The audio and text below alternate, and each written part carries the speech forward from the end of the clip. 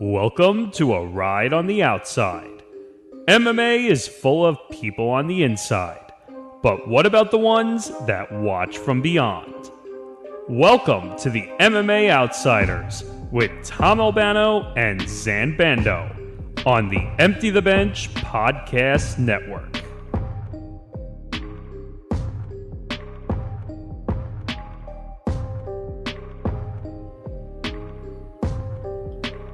Oh, welcome to the MMA Outsiders episode number 14.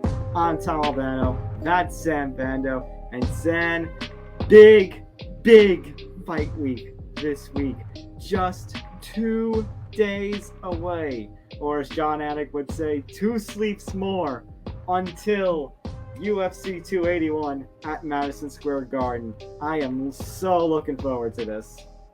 Oh yeah, I mean it's Dateline MSG UFC 281. It's been a highly anticipated card. I think ever since the card was officially put together, and knock on wood, so far the main card has stayed intact. So, assuming that the next 48 hours go as planned, we're in for a star-studded banger UFC card, and I guess that leaves me to say before we jump right into everything that there is happy birthday UFC. They'll be turning 29 Saturday night, because Saturday is November 12th, the inevitable anniversary of UFC 1 from Denver, Colorado at Nichols Arena, the night that the whole world changed, and it was the beginning of what would be the overtaking of MMA in the days of combat sports as it rivaled boxing in the WWE. But nonetheless, UFC 281 is taking place Saturday night. It is a stacked card. We also have a stacked show. We have a lot of news and notes to get to. Mm-hmm. We have a UFC biggest card to recap. We have some boxing to talk about.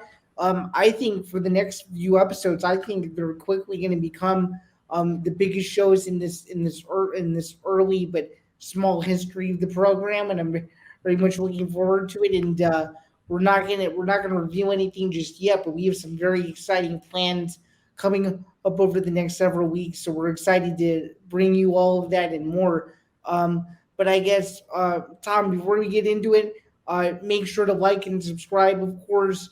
If you hit that notification bell, you'll be notified of everything that takes place on the Empty the Bench Network. You can follow us across social media platforms that is scrolling across the screen. You can find my work at bjpenn.com, and you can find Tom's work at Fansided MMA. And of course, he's always on the grind. So if you need someone to tell you what happened in a fight, there's a good chance that Tom has most likely covered it. And yeah, it's definitely a pretty big week just in MMA in general. But of course, the big topic this is UFC 281. We're going to jump into the card and all of that later on in the show, but we wanted to start off losing notes. We want to lead right into it. It was just revealed within the last day or so that former UFC heavyweight champion Cain Velasquez was released on bail after about an 8 to 10 month ordeal of just waiting to see when would Velasquez come home, and it looks like he's one step closer to being a free man. As MMA Junkie reported that Cain Velasquez was granted bail by the Santa Clara County judge, which is, to be honest with you, this is a long time coming. Nolan King has done phenomenal reporting on this entire saga, and just to put it all into perspective, I mean, when this first happened, I didn't think that Cain Velasquez could ever do something like he was accused of doing, and just all of the different hoops he's had to jump through. My initial reaction to this is that it's a good step forward, towards him being a valued member of society. And I just think it was a really unfortunate situation and something that he probably would not have imagined himself being in. And I do think that, in his heart, from all the support that Velasquez has gotten, that he's going to make the situation right. And it was only a matter of time before he was finally granted bail. And despite the hefty price. The thing that I've focused on since this story broke is that he finally gets to be home with his kids, and that's something that he's really cared about, and as being a good person and a family man. And you can just tell that he wants to turn his life around. And I mean, really, that's what we all want, is we want an opportunity, and he's been given another opportunity to be a member of society that people can say oh, yeah, Cain Velasquez went through something that was serious, could have easily been life threatening, could have caused a lot more harm. But this is the situation that we're in, and now, or at least for now, as the lead suggests, Velasquez is a free man and can go home to his family. Yeah, and Zan, honestly, you might have had a lot more confidence than me heading into this case, because heading into this case, I was getting the feeling that maybe he wouldn't one day be granted bail, because it just, like you mentioned, it just seemed to go on, and it, as Nolan King mentioned, it stretched out 8 months, and it's like, has it really been 8 months already that he was behind bars for? I mean, for those of you who forget, just all that he had to go through. So supposedly, Yeah, sure enough, it has been 8 months. Is the other follow-up story, but fighter reaction suggests. So yeah, I was correct in saying that. Mm-hmm. Yeah, so it's just unreal. Like, it doesn't feel, like it feels so long ago, and yet it's only been like 8 months. And when I first heard that Cain Velasquez was being charged with attempted murder, I'm like, wait a minute. Cain Velasquez, the man who has been a widely praised and fan favorite UFC heavyweight champion, who, never really had a bad thing to say, was praised for being this, praised for being a sportsman and everything.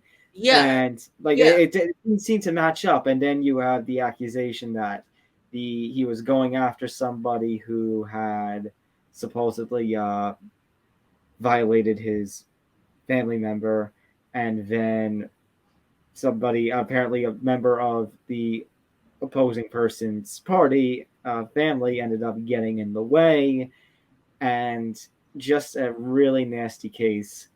And it was just a really concerning case.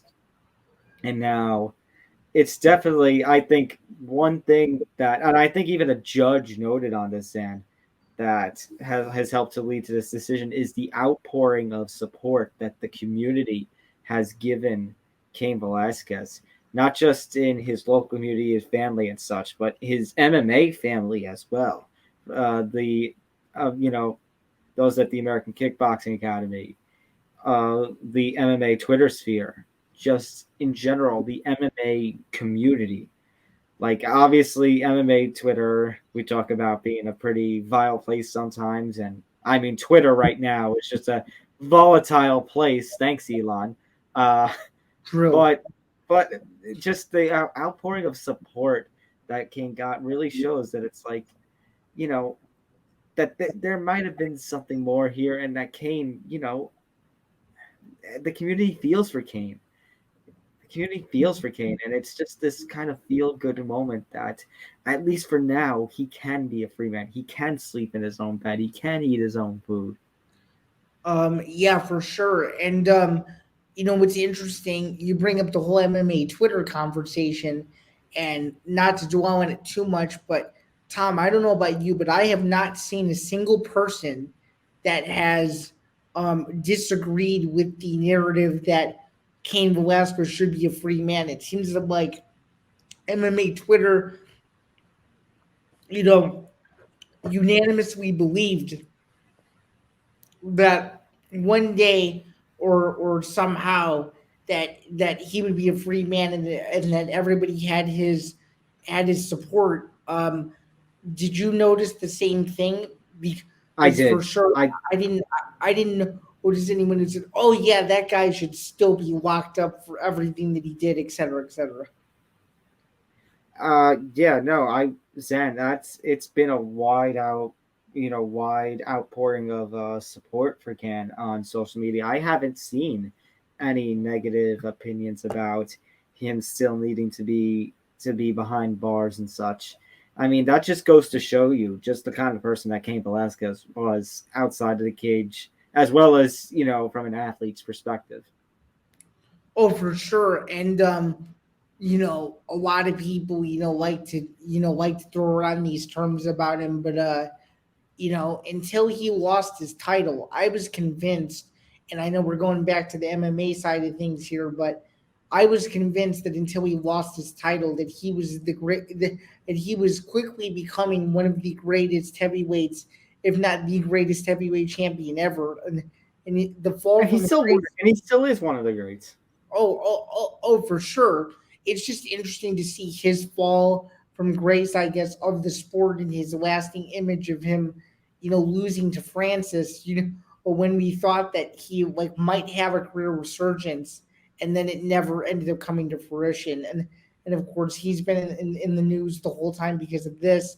And really credit to MMA Junkie and all of these outlets who don't get the support from a national level. If this was any other league, the NBA, NFL, NHL, this would be a national story. So I don't know if this is MMA's coming out party and extensive investigative journalism, but I have to tell you what, you have to give them a lot of credit because it seemed that MMA Junkie was really the only site that was on this from the very beginning, and kept with it the entire time, and slowly but surely made it a really big deal. And I just think they did such a thorough job, and you have to commend them in that regard. And a lot of people in the MMA community criticize some of the journalists who do this full time, and I don't think MMA Junkie missed it here. I think they did a tremendous job just with their entire outlook. And Nolan King, Nolan King does phenomenal work, whether it's in the cage matters or out of the cage matters. He is, he has really taken a helm of the MMA Junkie site. He is kind of the face of that website now, and he does a tremendous job juggling, all that he does. So I have to give credit to the world, for taking this story and just staying with it. All the different court updates, all the different updates with judge rulings, everything, updates about his bail and whatnot, and just sticking with it, sticking with the grind that, because if you're following a case, if you're not somebody who likes legal journalism and is following a court case, it could tend to be very, kind of tedious, but he stuck with it, and he has produced a very beautiful story. Well, I say this very beautiful story, but if you look at the whole site and everything, Cain Velasquez, multiple beautiful stories in terms of the updates and coverage and such. He really kept on to this and really kept, really made everything in debt. Yeah, for sure. And I was also going to say, I really do feel like, King really humanizes, who Cain Velasquez is as a person throughout the entire 8 months of coverage. And obviously this story isn't entirely over yet, but, from where he started to where he is now, with this entire piece has just been masterful. So you have to give him all the credit in the world. And there's a lot that can be said about good quality MMA journalism. I would identify this as some of the best MMA journalism or extensive MMA journalism that I've seen in a very, very long time. For sure. Right in the world to Nolan Kagan. Zain, I mean, here's hoping to see, more positive outcomes for Cain Velasquez. Like we mentioned, great human being, and hopefully he continues this turnaround now that he is, at least for now, out on bail. Yeah, just for his sake, I hope the people who had any sort of doubt about who he was as a person don't have doubt anymore. And, you could just see in the visuals and the pictures and the statements that are being put out that he truly does want to improve as a human being. And I really do feel like they're giving him the chance, and it'll be interesting to see what he does with the chance. So, you have to give him all the credit in the world that he stuck with this. He didn't give up. His legal team didn't give up. The MMA community didn't give up. And sometimes in the MMA community, we like to root for our contemporaries. I do think, although it's a feel good story, another thing I wanted to mention about Chunky is they did a really good job of not towing the line whatsoever, telling the facts as they needed to be told, and the thoroughness and the and pretty much just the scene setters that they used to describe what was going on in the courtroom during all of those different stages was super interesting, and just something to take a note of whether or not you want to be in the journalism industry or not. It's just a really, really good story, and a story that I think a lot of people were hoping would come out in favor of Velasquez, and thus far it has. I mean, he will have to pay a hefty price, but just to know that, yes, he's finally a free man for right now is a really good sign. So, All right, Dan. Let's go now to In the Cage Matters. This past weekend, UFC Vegas 64. Quite the upset this past weekend with Amanda Lemos getting a TKO victory, a finish of Marina Rodriguez. And this was a fight, Dan, that could have had some strawweight title contention issues, and it still can. But the thought was that if Marina Rodriguez won this fight and Carla Esparza retained on Saturday against Weili Zhang, and we'll get into that fight in a little bit, that maybe Marina Rodriguez would have put herself in line to be the next challenger to Esparza. But of course, that's kind of can't say by the wayside, because she definitely can still get there, but it's definitely going to be at least held off for now. And Amanda Lemos, by the way, jumping up to, with this victory, the number 3 seed, in the rankings, just under the former champ Rose Namajunas and Weili Zhang, who's fighting for the title this weekend. So maybe, if Carlos Esparza wins, maybe it's Amanda Lemos who's now secured a title shot, the next title shot. yeah, and that would be if Carla were to win, not to make fights before the fights happen, or as Dana White likes to say, not making fights the night of the fight. If that were to occur, I do think that fight stylistically could be very interesting. Just knowing that Lemos' power is something to behold of, and of course Rodriguez didn't take it kindly to that, was finished. This is, did I or did I not say a week ago that this is how the fight would turn out? And sure enough, it did. It wasn't looking very hopeful for the longest time. Yeah, the first round. The first round was Emrod's. Oh yeah. I mean, it was, as you said, like, it looked like her wrestling was, and it was going to dictate the whole fight, and then all of a sudden she just got a little bit too overconfident and was caught. Or she was probably thinking that she was up on the scorecards, or that the fight was 1-1. I personally thought she was winning the fight until she was finished. And yeah, as they say, sometimes these things happen in MMA, and that's literally. I swear I need the sound effect drop. I feel like we say that every week at least once. No, it's true.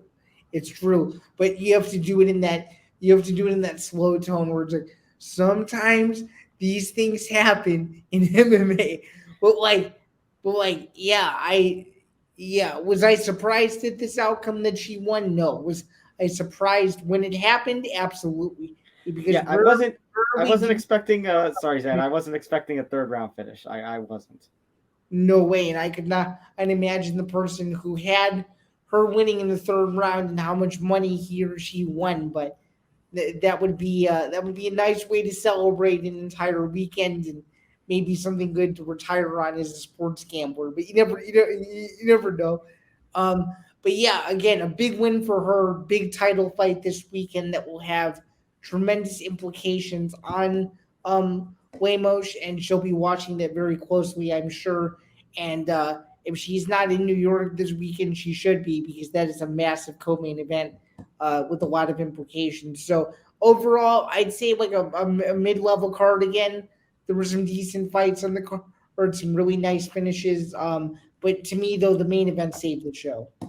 Yeah, the main event was the main focus. Let's be honest. I know we had Neil Magny setting a new UFC welterweight record for wins, I believe, but the main focus was on Amanda Lemos solidifying herself potentially as somebody to watch out for in the strawweight division. Whether it is that Carla Esparza wins and Lemos gets the next title, and Lemos gets the next title shot, or Weili Zhang wins. And then it's probably going to be one more fight for Lemos before she can claim a title shot. Yeah, I could see her. I could see her in a number one contender fight, probably against the loser of the championship fight this weekend, or if Namajunas doesn't have a fight, that would be the obvious one. If Namajunas is still fighting and taking a non-title fight, I think that's a fight to book. Is Rose Namajunas versus Amanda Lemos. Although again, if Carla Esparza manages to pull it off against Weili Zhang, I feel like maybe strike while the iron is hot and do Esparza versus Lemos. Yeah, that would be a decent fight as well. I could see that headlining a fight night card. Also, something to mention, and I actually wrote a paper on this for graduate school. I don't know if you know this, Tom, but this fight over the weekend was only the 6th UFC event of 2022. Think about that for a second. We read a lot of cards. Only the 6th UFC event to be headlined by 2 female fighters, and only one out of those 6 was a pay-per-view main event between 2. So just something to think about. There's a discrepancy, but I didn't realize how wide of a discrepancy it was between male main events versus female main events as I was doing my research. And and I don't know if you know this, there's only 254 active female fighters under contract. That sounds low to me. I mean, granted, the UFC only has 3 divisions for women's MMA. That's true. And I guess because sometimes like this weekend, this weekend's card, and then we had a female fight headline of Fight Night not too long ago either. So I guess maybe it's just like, not really grasping it fully with the mind, just how inconsistent the women are when it comes to being booked for I don't know if I can say inconsistent because the main events always depend on who's ready to go and what the UFC has planned. But right. Six this year kind of feels low. Right. When I was counting the number of events, I'm like, you've got to be kidding me. I have to recount this again because this doesn't seem right. And sure enough, there were 6. And at the time that I wrote the paper, there was 5. This makes it 6 now. But to see that it was not only 6, but only 1 pay-per-view, Tom, where it was a female headliner, I was like, you've got to be kidding me. And it was Amanda Nunes, surprise, surprise.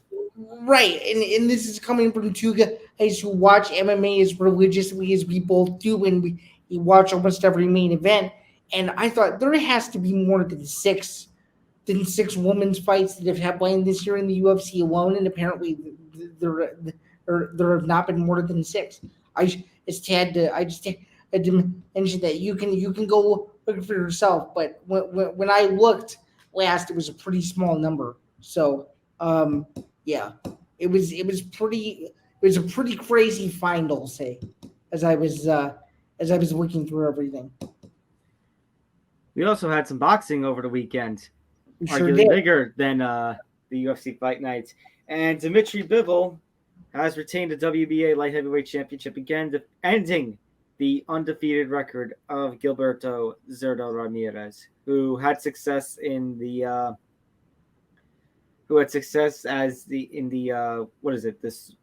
super middleweight? Super middleweight division as their champion, right? Mm-hmm. And I have to say, Zan, I thought Zurdo, maybe I was a little nuts for predicting Zurdo, but I thought he was going to do better than what he did against Bivol, but he just didn't seem to have a second gear to him. I thought so too. Did you notice that he fought off his back foot a ton during that fight too, where like he would let Bivol come to him, but then he wouldn't do anything else after that? Yeah, and I mean, maybe some fighters, some fighters are good with fighting off of their back foot, but when you're thinking about optics and how you're looking against, when it comes to the aggression battle, it looked like Bivol was just dictating the pace the whole fight, and Zurdo was just either on defense or doing nothing to really fight against it. Oh, for sure. And it's just something that I noticed too is that Bivol could have finished him whenever he wanted to, and I was surprised that he didn't try to look for the finish as his first instinct. What did you think? I'm surprised. I guess early on, I was surprised that it wasn't going to a finish too. But it's like every fight round that went on, it's like, okay, I guess it's gonna go the distance. But I mean, it was Bivol's fight the whole time.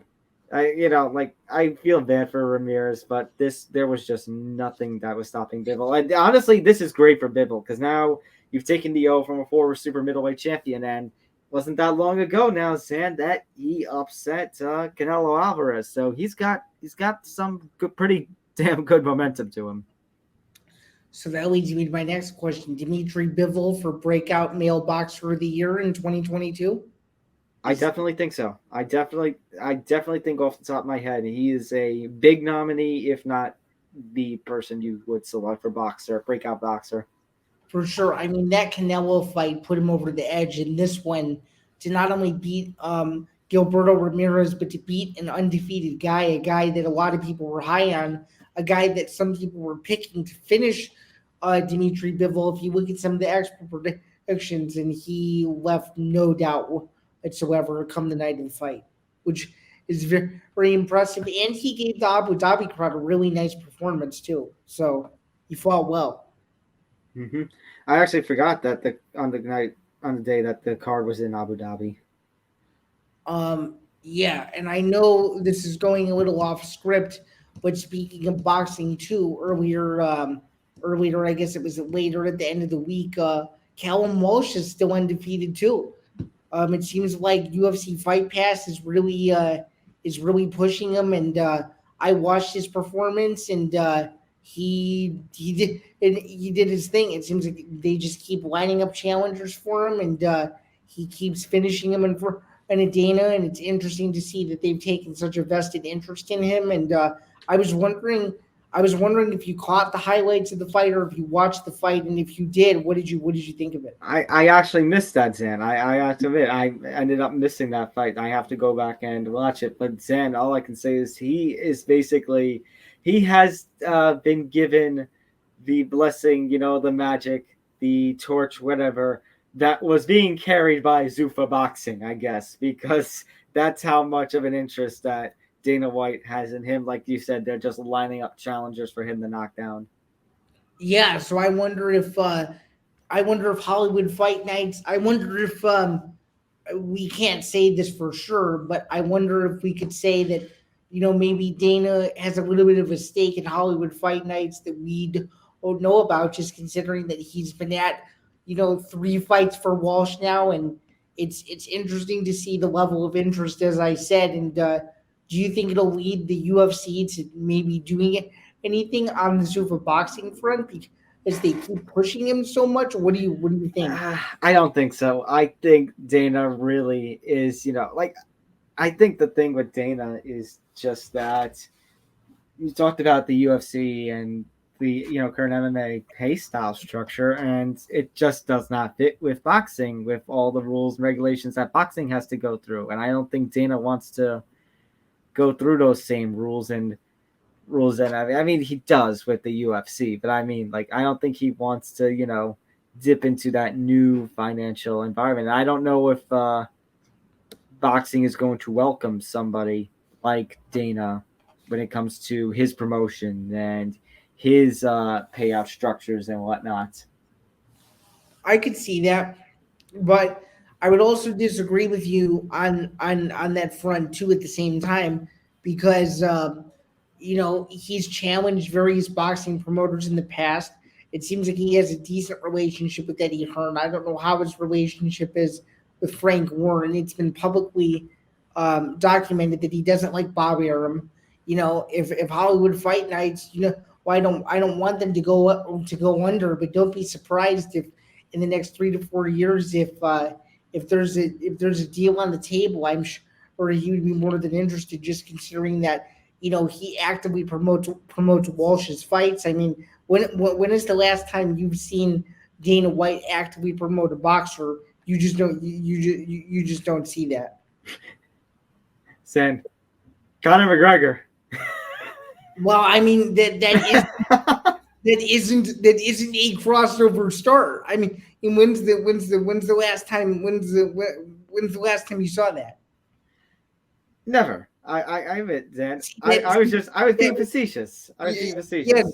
Yes, you were. But my overall point was, what I'm saying is he doesn't promote actual boxers like that. So it's just interesting to think about. Oh, because honestly, if it wasn't for Dana White, I wouldn't know who Callum Walsh was. So and maybe a bunch of other people.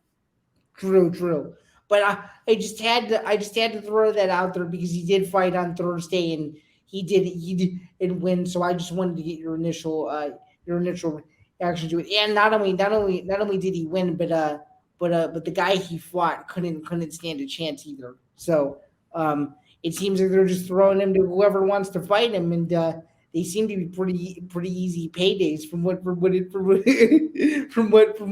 it seems like. It was an outboxing clinic, if you will. So very, very impressive performance for him. I just did to throw that out there before we get into all of the title eliminators that were announced over the last several days.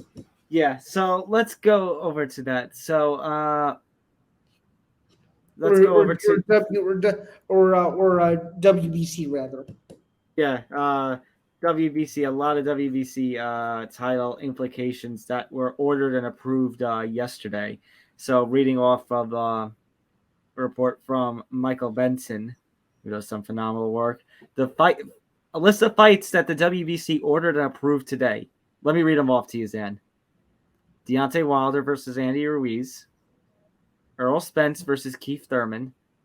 David Benavidez versus Caleb Plant. Shakur Stevenson versus Isaac Cruz.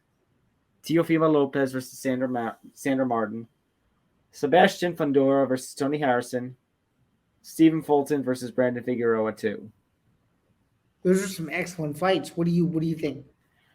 I mean, maybe a little late on the Wilder and Ruiz fight when you had.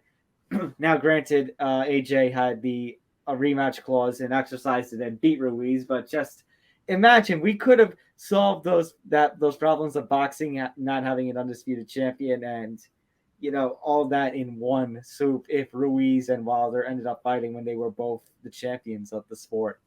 I like the matchup between Errol Spence and Keith Thurman. Keith Thurman actually was the champion in the WBA until he ended up getting injured, I believe.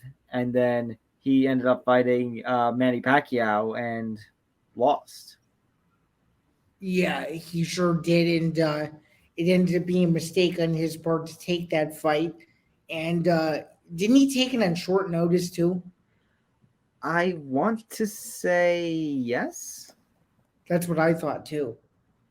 I'll double check, but I want to say yes.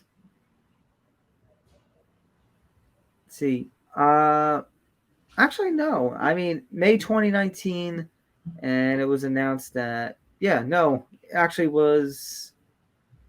I was thinking. You're thinking of the fight that Pacquiao lost. You're thinking of Yordanis Ugas, yeah. Mm-hmm. That was the short notice fight, which Ugas actually ended up winning. Right. But you know what, Zan? On that note, once again, boxing gets in its own way.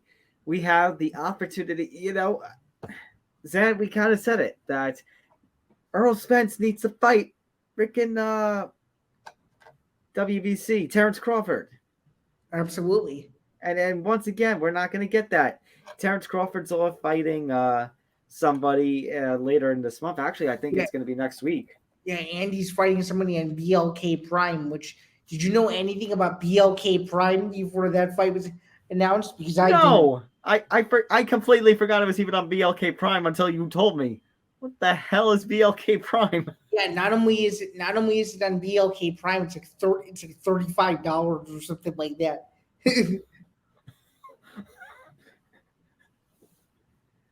I mean, I love Terrence Crawford. Tom, I didn't even know what BLK Prime was until they announced that the fight was going to be on. I'm like, what? Zain, what is that? Zain, we have just spoken about BLK Prime, and I guarantee you there's a watcher out there who just thought to themselves, what the fuck is BLK Prime? What the hell are they talking about? I'm almost positive, but for those of you who don't know, BLK Prime is a streaming service. I guess you could say it rivals ESPN Plus and DAZN, and apparently that is where the fight is going to be held. And you can't.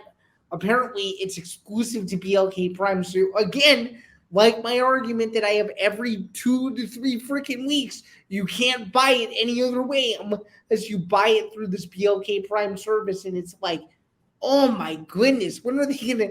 When are they gonna? $35 for something you're probably gonna use once.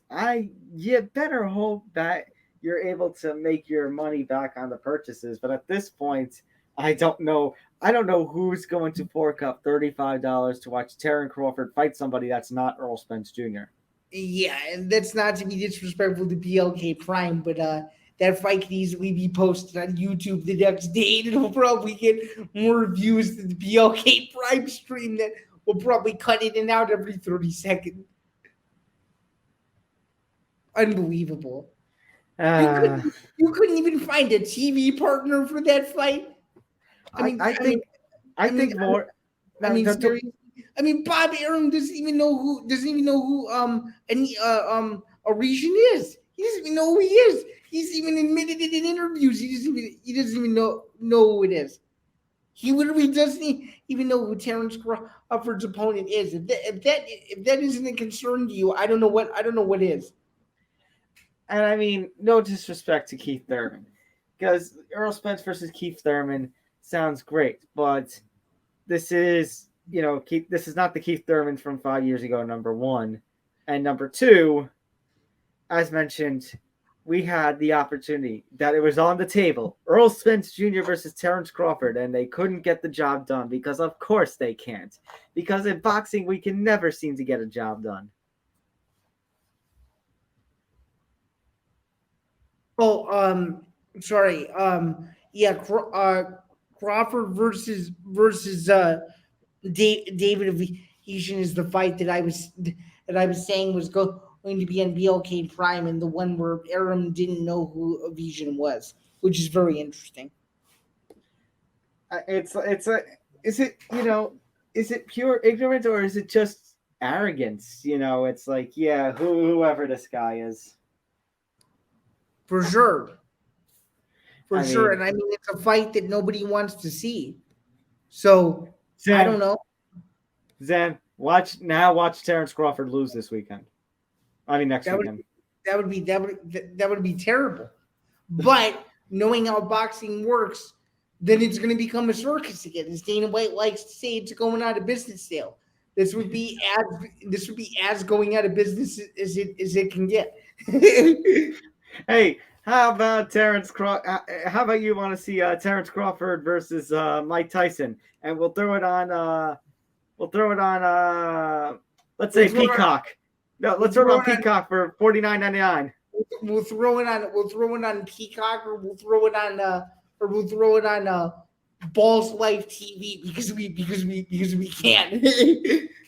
How about we throw it, Zain, on what we call Twitter Navy Blue, where basically you have to pay Twitter. So you have to pay $8 like Elon Musk wants you to, and then you got to pay the original $20 that Elon Musk wanted you to, and then you have to pay another $100 just to get the fight.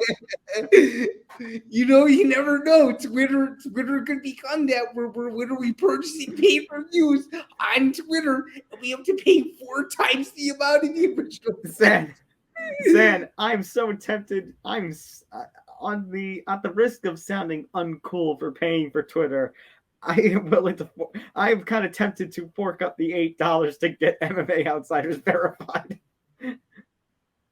I mean, hey, I don't think it would hurt our brand. I think it would only make it bigger. Zan, a fake Adam Schefter account is now verified.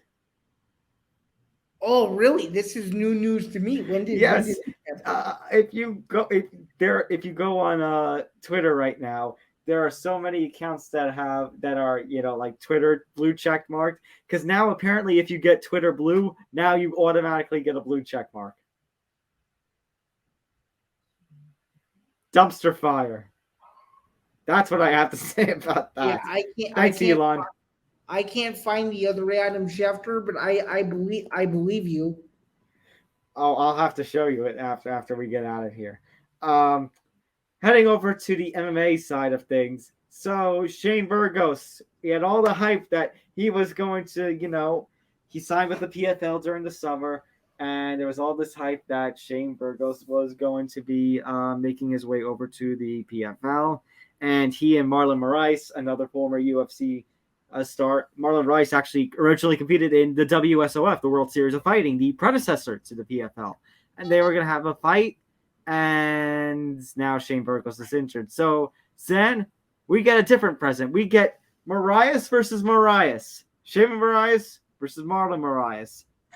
And Moraes versus Moraes 2 at that. They actually met the first time in the World Series of Fighting at WSOF 22 in August of 2015, where Marlon Moraes submitted Sheymon Moraes to retain the WSOF bantamweight title. That's true. If you would have told me a year ago that Moraes versus Moraes 2 would be taking place on pay-per-view in the PFL, I would have called you crazy. Absolutely crazy. I mean, if you told me the PFL was going to be on pay-per-view a year or two ago, I would have called you crazy too. Oh, for sure. I mean, is this a fight that we should be jonesing for? Because I think that Marlon Moraes will easily win this fight. What do you think? I say it'll be a decent scrap, but I think Marlon Moraes ends up coming out on top as the better Moraes in this case. Do you think, Sam, we should have a loser changes their last name match for this? Sounds like a decent bet to me. Yeah. I think if Sheymon Moraes loses, he should be Sheymon, and if Marlon Moraes loses, he should be Marlon. That would be, and it would be even funnier if in their post-fight interview they'd be like, PFL pay-per-view is the future. You should, if one of them says that, I'm highly contemplating buying a lottery ticket because anything else is possible at this point. But it should be a decent fight. Will this be the pay-per-view seller of the year? No. But will it be a good fight for the hardcore MMA fan? Absolutely. And speaking of pay-per-view, we have another pay-per-view to talk about. Yeah. We have a big pay-per-view to talk about. Really, Zen? It's that big? Yeah, it's that big? Yeah, it's the annual November MSG show. What are you talking about? Wait, Zen, are you telling me a card at Madison Square Garden with in November with the UFC is big? You're telling me that UFC 281 headlined by Israel Adesanya and Alex Pereira, two guys with some bitter bad blood from their kickboxing days, and the UFC middleweight title is going to be on the line? Nah, Zen, that's not a big deal. That's not a big deal at all. Not at all. No, it's a tremendous deal. Sonic, sure get out of here. It sure is. I see your sarcasm there. Yeah, Sonic. You can stay there till Christmas time. Anywho, we actually have a 14-fight card. Can you believe it, Tom? We're finally back to 14 fights. Back to 14 fights. So make sure you have all your energy for Saturday night. And it's going to be topped off by this fight here with Alex Pereira and Israel Adesanya. Now, if you're just learning for the first time about their bad blood. Let me explain.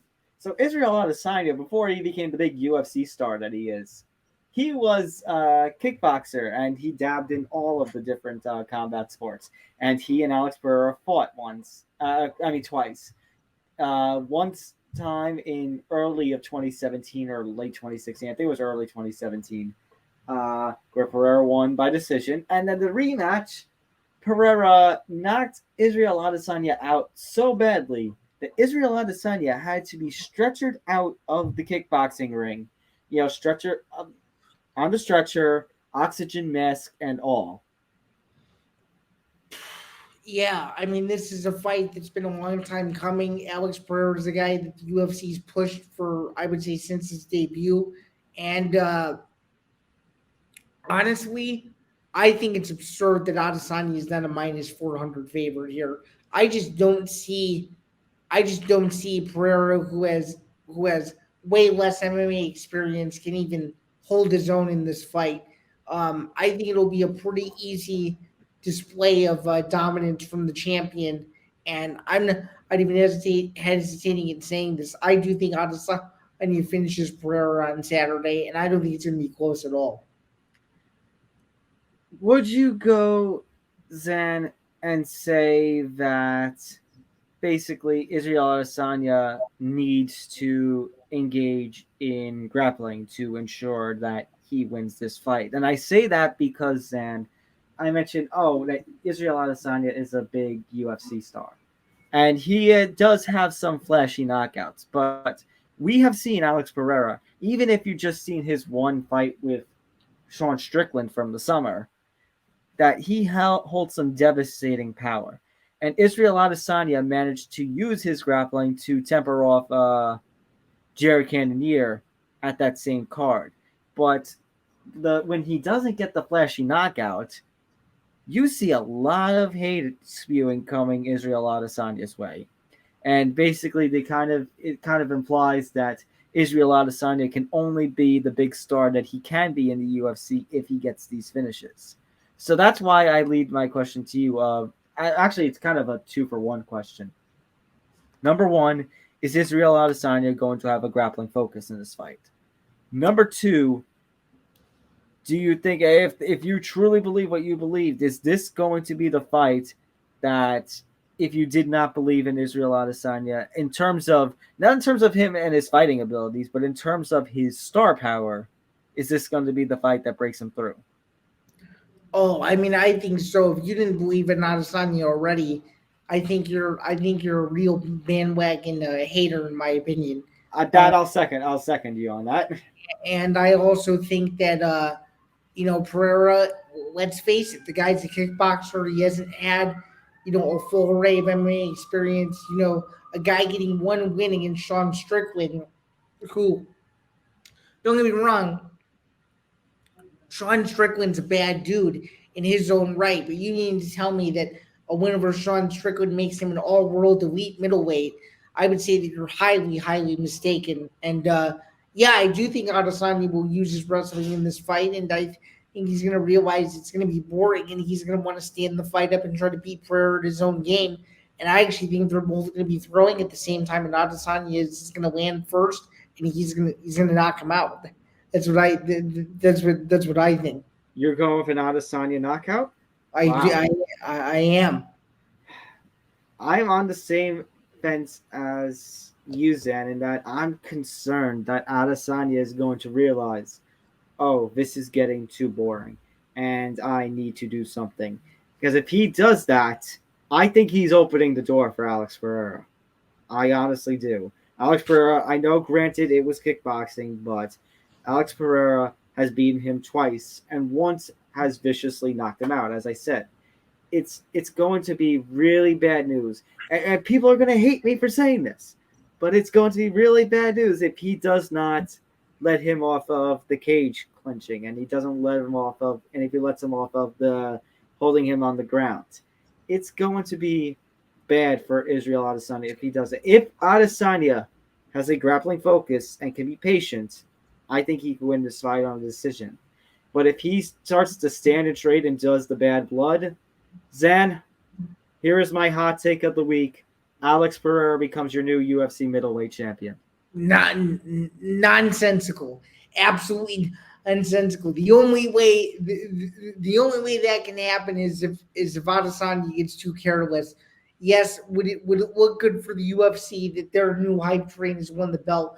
Of course, we're talking about one of the greatest middleweights of all time here, who has decisively beaten the likes of Marvin Vettori, has beaten Paulo Costa twice. Everybody thought, oh, he's right, Paulo Costa. He's a wrestler. Adesanya is going to get exposed, and he made it look super easy. Okay, Zen, but if he gets careless, it's going to be a new middleweight champion. I truly think so. If he gets careless, I just don't see how he does.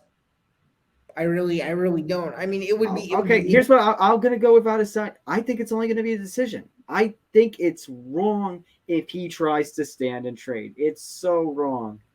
He needs to grapple. That's fair.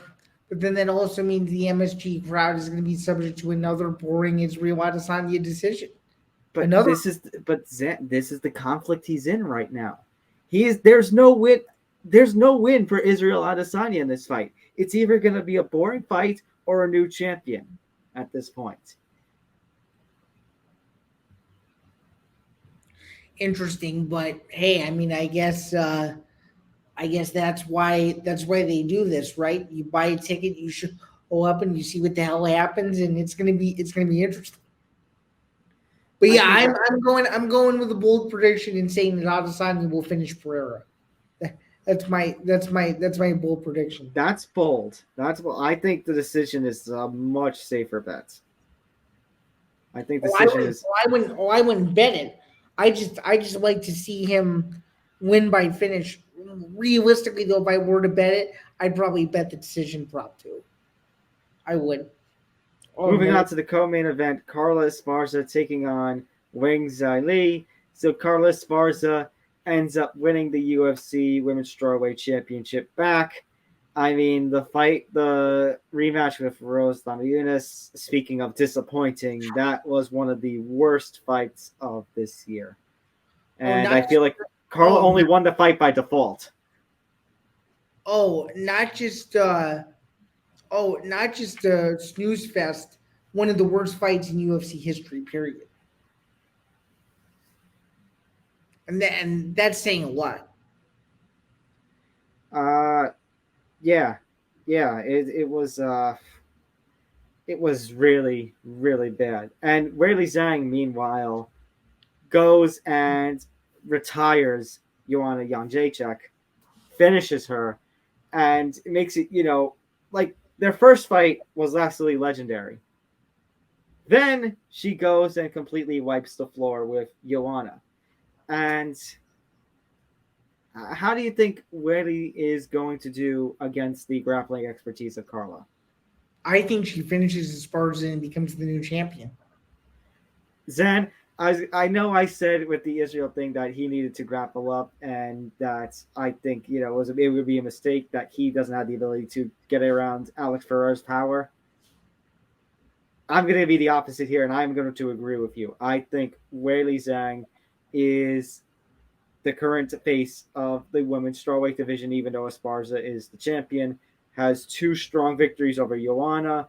She had the one knockout loss to Rose, obviously, but then the rematch happens, and there's some controversy. That rematch in the Garden, that maybe Weili should have had her hand raised that night. And I just don't see how Carla Esparza gets past Wang Zhili.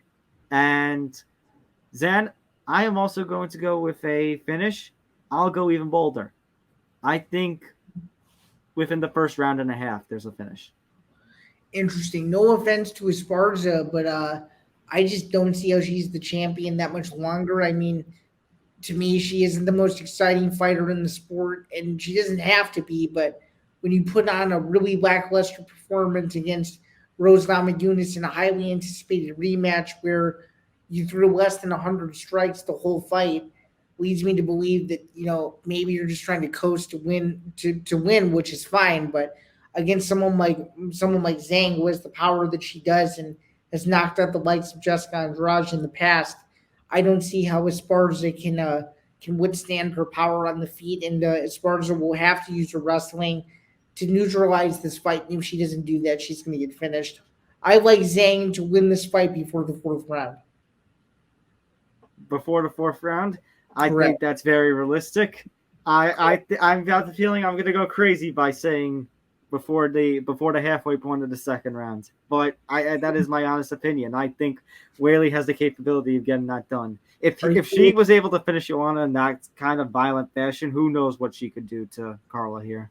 True. I know we're speaking hypotheticals, but does that Namajunas Weili trilogy sound really good right now? Because I personally think it does. I think if Weili wins this fight and wins it in dominant fashion, that you can't give Carla the rematch. I think you must then do the trilogy. Agreed.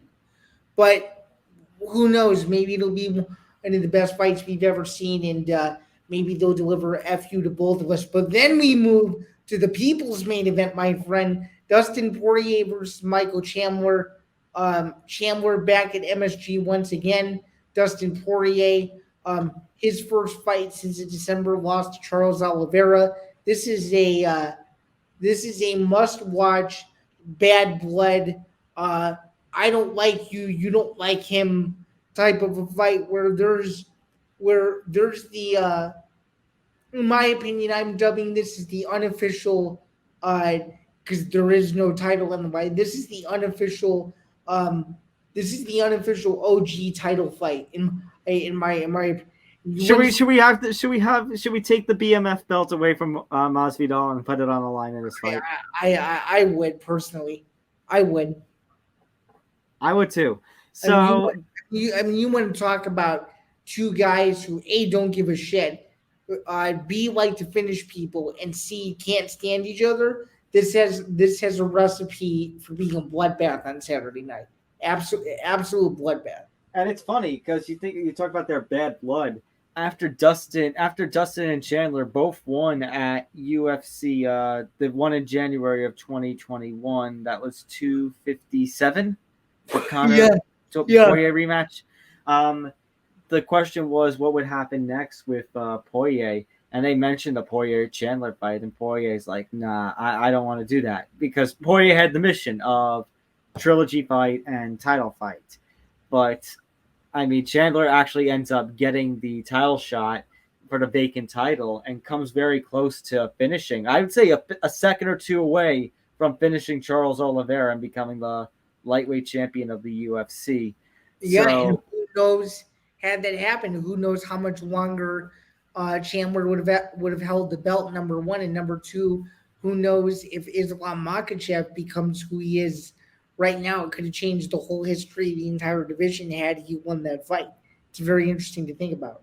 And now, and we probably get this fight actually a lot sooner. But regardless, good things come to those who wait. And now we are going to have an absolute war. Zain, I don't think I need to see anything else, but this will be the fight of the night. This will be the fight of the year. I don't know if I would like to bet this fight because this one is could just fall either way. Do you think there's going to be a finish in this one? I do, and I like Poirier to finish him in the third, but I think it's going to be a war. I think I'm going to say the third or fourth round as well, and I'm going to go with Dustin Poirier. Wait, this is a 5-round fight or a 3-round fight? Oh, is it? This should be a 5-round fight. I'm sorry. How could this not be a 5-round fight? It should be. If you think of one 5-round or 5-round non-title fight, this is what it should be. I seriously cannot believe that this is not a 5-round fight. Yeah, it's only a 3-round fight, and that's robbery. That's absolute highway robbery. Oh, 100%. I don't know who thought to make this a 3-round fight, but whatever. So I don't know, but I like Poirier though. I like Poirier in the third. I agree with you. We're on the same page there. I was gonna say too. Whoever loses this fight, because of how entertaining we think it's going to be, their stock is only going to go up. So even if Chandler or Poirier loses, they're still right there in that mix. I just had to mention that too. So All right, let's go now, Zain. So we talk about a person who, we talk about the people of the current era.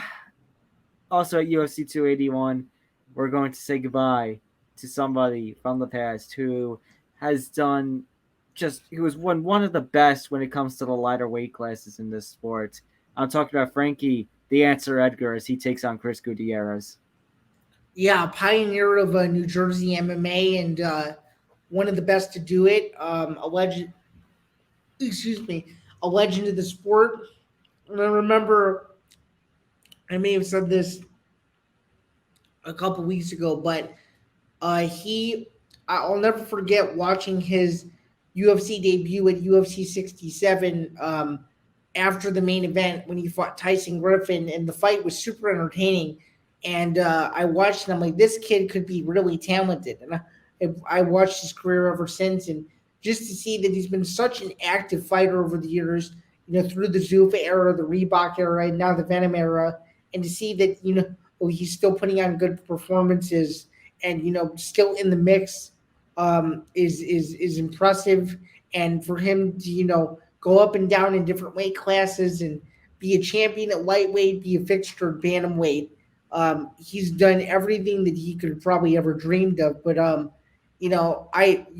think Edgar's chin isn't the same as what it used to be. Unfortunately, I see Gutierrez finishing him, but in my heart, though, you want to see Frankie Edgar win in front of his people, and maybe he can pull off one more vintage performance to go out on top.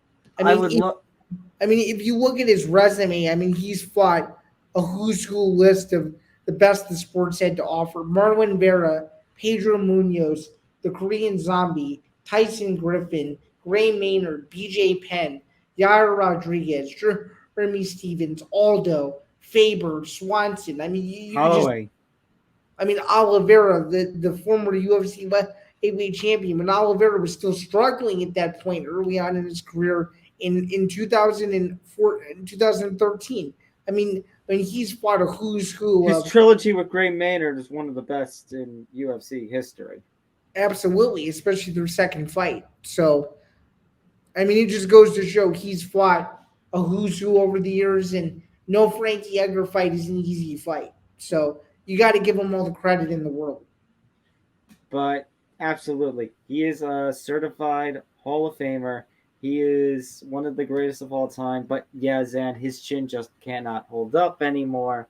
And I would say round 2 finish for Chris Gutierrez. That's not a bad prediction. I can't disagree. It'll either be that or an Edgar decision win, in my opinion.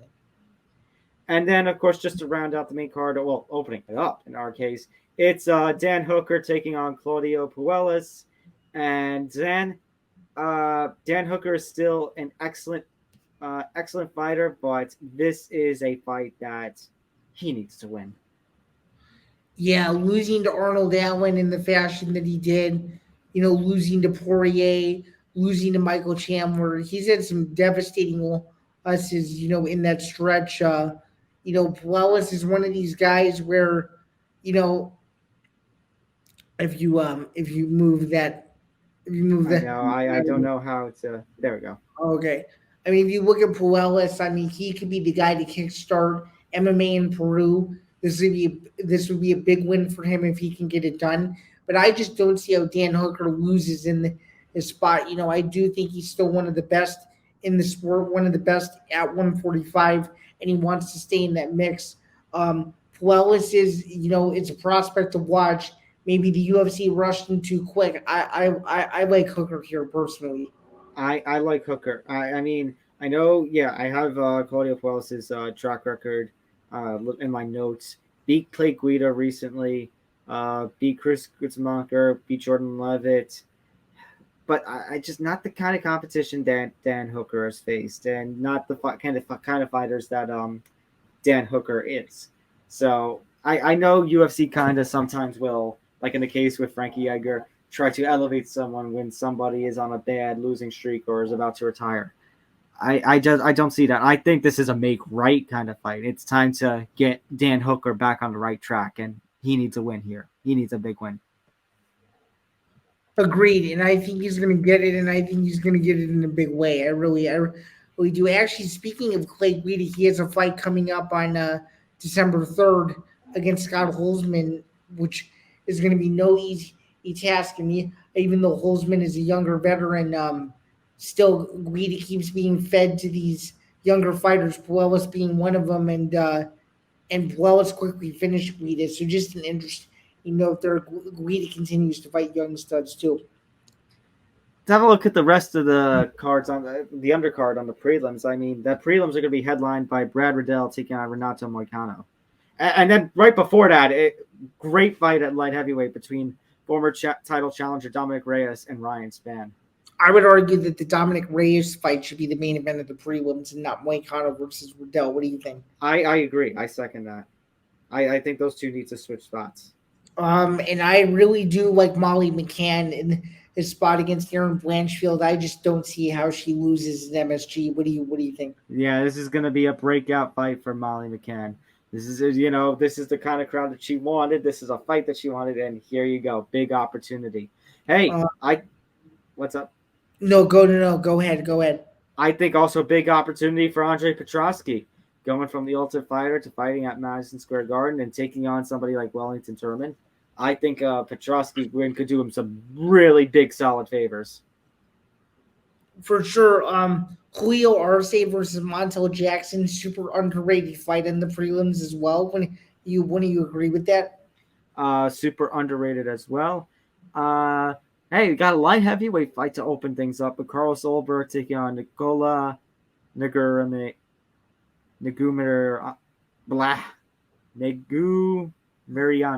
There we go. Yeah, and I mean Carlos Olberg is a Dana White Contender Series alum, and I think he's a guy to look out for in the next couple of years as a potential title challenger. That's a really good way to open things up. What do you think? I think solid way to open things up. Let me double check the things here. I think this is going to be the one who closed it. Actually, one that really caught my eye that I completely just glanced over. I think this one's going to close out the plus prelims or open up the TV prelims. I think it's closing out the plus. Otman Azayatar taking on Matt, the steamroller Frivola. Yeah, I just feel like there's going to be a lot of bad blood when that stare down happens, and both guys are going to be looking to take each other's heads off. What do you think? I'm expecting a war in that one as well. Maybe not the war like Chandler and Poirier can bring us, but that's definitely going to be, that's going to be the appetizer before the main course and the dessert. For sure. I guess a programming note for everyone in case you didn't know, the prelims are going to be on ESPN News thanks to college football again. So if you have ESPN News or you don't know what it is, look for it because that's where the prelims are going to be, or you can watch the entire thing on ESPN Plus as well. But I just had to throw that out there. In terms of best bets, this is who I like, and then you can tell me who you like. I like Israel Adesanya to win. I like Dustin Poirier versus Michael Chandler not to go the distance. And I also do like Andre Petrosky to win straight up against Wellington Turman. And my final best bet of the evening is Dan Hooker to beat Quadi Opuelis inside of 2.5 rounds. Those are my 4 picks. Those are some good ones.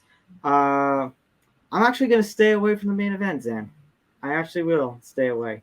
Co-main event between Esparza and Zhang. I want to see what the line is. What? Wait a minute. If Zhang is really the underdog, I think you need to slap that money line. I'm sorry. You need to slap that money line, and you got to slap it hard. Yeah, plus 280 is extremely disrespectful. And whoever made those odds, in my opinion, clearly has not done enough research. What do you think? None at all. So I would go Weili Zhang, at least the money line, if not the finish. I would go Chris Gutierrez finish in round 2 or round 3. I would go with let's see the odds on Hooker and Puelles. Hooker, a slight favorite of -160. I mean, I wouldn't mind going with that money line. Let's see. What's the Aaron Blanchfield Molly McCann line? The line here. You're kidding. Plus 310 underdog. I mean, Aaron Blanchfield is great, but I would think, this was a big opportunity that maybe Molly McCann would get some notoriety there. Hey, as Michael Chiesa likes to say, or I guess has now been quoted, is do you have any new inside information? No, but I wouldn't mind going with that McCann prop. I mean, that McCann money line. I meant it as a joke. Have you seen the clip? It's from the other day. It was. Oh, you were being facetious. Yeah, okay. I was being very, very, very. I didn't expect you or I, for that matter, to have as much inside information as things that we already know. Who has inside information on that Esparza Whaley Zain line though? That's disrespectful. Yeah, there must be some sort of injury that nobody knows about, or something that may come out. I don't know. Oh, you mean like that one fight that is now being investigated? Yeah. And apparently it could be James Krause's fault. James Krause, do you have any information on Whaley Zhang? Yeah. That's the name of this episode, by the way. No, I'm joking. By the way, that line movement on that fight was absurd. Did you notice that? Yeah, and I remember when there was a couple of years ago where there was the UFC actually had to warn 2 fighters about fight fixing when they noticed something about the lines. Yeah. Wasn't that fight in China or something like that? I want to say so. It was something weird like that. I don't know. Yeah, and I remember. I always remember. I remember when the ruling came down that that fighter was going to jail. That's true. Let's see, UFC 2000. Oh, Tae-Hyun Bang. I was like, I think we talked about this on the show. Tae-Hyun Bang. Yeah, and then he got cut after that, right? Yep. And then he proceeded to lose his next fight and then get cut. Yep. Bye. But going back to what we were talking about before. Yeah, I think the fight you got to go the hardest on in terms of betting. Whaley Zhang money line, and for her to get a finish in the first or second round. It'll be interesting to see if that line goes up to plus 300 or plus 330. Chris Gutierrez round two or round 3 finish. Dan Hooker money line, and yeah, I'd throw a prop in on Molly McCann as well. Solid picks. I gotta give this card an A- rating before the card. What do you think? Yeah, A for me as well for before the fights. But you know what? That's why this is before the fights. That's true. Just to give a little sneak peek. Or what I was gonna say too was, it's nice to see that we're in somewhat of a normal stage of the UFC event schedule, just considering that the November card is such a big month for the UFC and everything. As we go into the weekend, is there a November card that stands out to you that you vividly remember watching, or that you vividly remember anything from? Because there are a few MSG cards that stand out to me, and I have a personal favorite. Zen. Mine is UFC 217. I think UFC 217 and UFC 205 are my two. I think UFC 244 was great as well, from the simple fact that I got to be part of the media for some of that. So that's true. You gotta give yourself a pat on the back for that. But yeah, in terms of UFC 281, is there anything else that we didn't touch on that if we haven't already? I'm good here. So Zan, I think I'm going to wrap the show up by saying to join us next week when we recap all this madness from UFC 281 and we take a preview. Yes, there's a UFC next weekend, but more importantly, there's a very big Bellator card next weekend, and it's going to be in a certain place you're familiar with, Zan, in Chi-Town.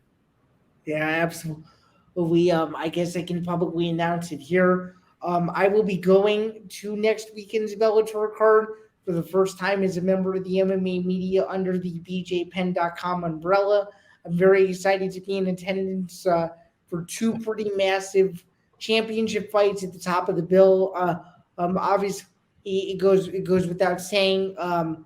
Corey Anderson versus Vadim Nemkov, and of course Pitbull versus Nurmagomedov, and a whole host of other amazing fights on that card. So I just wanted to let everybody know that next week for the MMA Outsiders is going to be a little different because we will have live on the scene coverage courtesy of myself. So I'm looking forward to being there for the festivities, both at the event and at the post-fight press conference. And if I can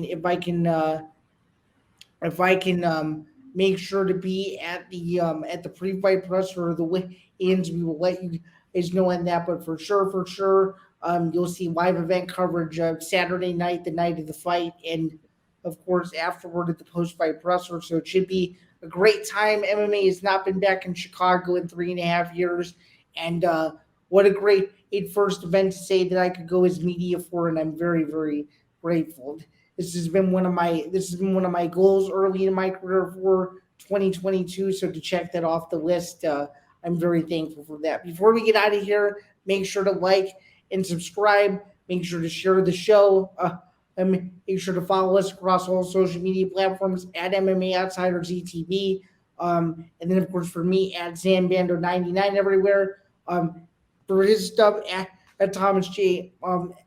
Albano, and of course at Tom Talk Sports 9. You can find him on all sorts of Empty the Bench podcasts, including this that is the weekly ETB podcast, of course, and everywhere else. You can find my stuff on BJ Penn. You can find his stuff on Fansided. And then of course we hope you enjoy all of the MMA action this weekend because it's only heating up for the final 6 or 7 weeks of this never-ending no off-season sport. So we're excited to bring you all of that and more, obviously, next weekend, of course, on future episodes of MMA Outsiders as well. So until next week, I'm Tom Albano. That's Sam Bando. And remember, be Joe Pfeiffer. Be Joe Pfeiffer. Take care, everyone. Take care.